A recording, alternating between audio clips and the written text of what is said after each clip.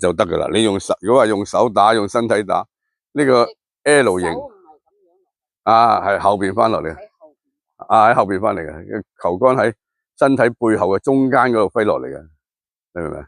所以你咪要保持嗰個 L 型，或者保持有人叫 V 字形，有人叫 G 字形，有人叫呢個咩啊小 Y 型，但係我就叫佢一個咩扭曲三角形扭曲咗個三角形扭曲咗咩咧？嗱，等陣講聽扭曲咗咩？係啦，扭曲咗咩啊？嗱，你上綱去講扭曲，你上綱扭曲咩啊？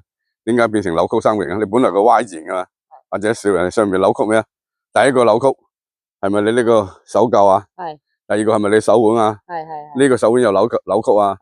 呢樣三樣又扭曲，呢個扭曲，呢三個扭曲一直要維持去維持去中波之前唔解都得嘅，唔解都可以打到嘅。你解咧就喺呢個腿裏邊呢個小肉附近解開，唔解都得嘅，唔解都得嘅，你明唔明？示範佢唔解得嘅，唔解都得嘅，扣個扭曲三角形唔解都得嘅，唔解都打到，即係你早解打唔到，你明唔明？嗱，我而家再說下啦，嗱，扭曲咩啊？嗱，第一個上綱係咪呢度未開始扭曲，上到腰部開始扭曲咩？扭曲手腕手臼，佢哋大陸人叫立腕內地人我哋台灣叫曲腕，係咪啊？英文叫 hinge 曲腳咁上去係咪扭曲啊？扭曲咗呢度扭曲呢個跟住扭曲過呢個係嘛？咁身體保持前傾，左膊低右膊高，睇唔睇到？呢個扭曲身體唔解開落嚟就一樣可以打到佢嘅，係嘛？我都唔解睇到嘛？我打球啫，呢個扭曲身體唔解睇到嘛？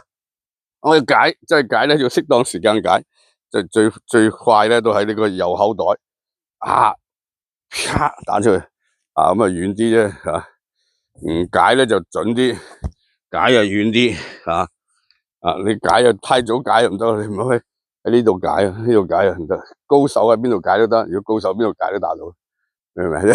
嗰啲打太耐咯，佢喺呢度解就打到，嗰度解就打到，明唔明咁你初學嘅時候咧就唔好解我又叫佢扭曲三角形咁留喺後邊咁樣揮落嚟再打佢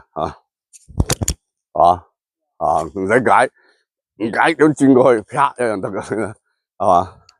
你解咧就要企得穩又企得穩啦，梗係企得穩啦有啲人練波嘅時候又跪喺度打噶，不過即係佢腳喐動得犀利啊嘛，咪跪喺度打。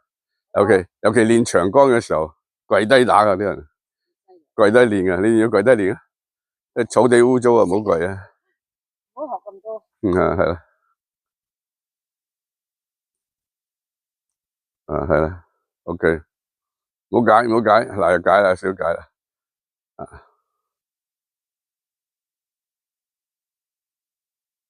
係啦，唔好解，轉啦，跟住個扭曲三角形轉啦，轉過去，係啦，轉過去咪中波咯，係嘛？但係通常習慣手打，咁你手打，你手解咧就到記得個右大腿之前，右腰同右大腿嗰個附近解。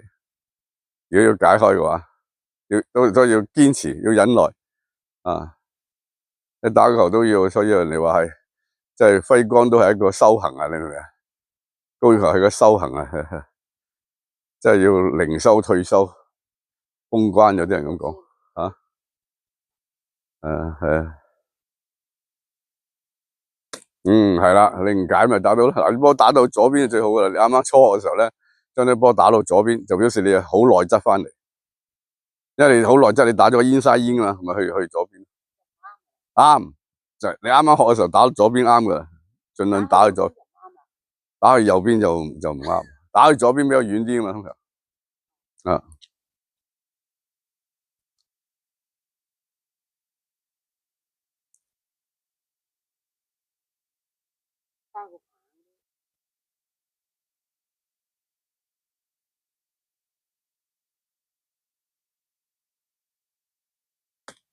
係啦，very good，好嘢。